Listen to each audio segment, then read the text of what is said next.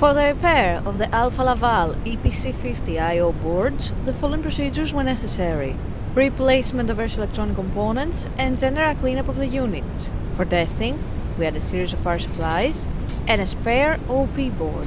As soon as we turn on the power supplies, the units react and we can see the message on the LCD screen of the OP board.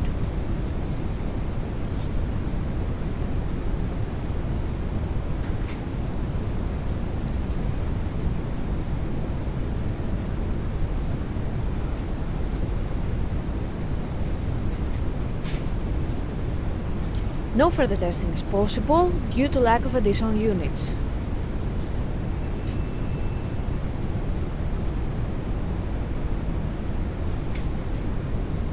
It is now clear that both I/O boards are operating successfully and are ready to be delivered to the customer.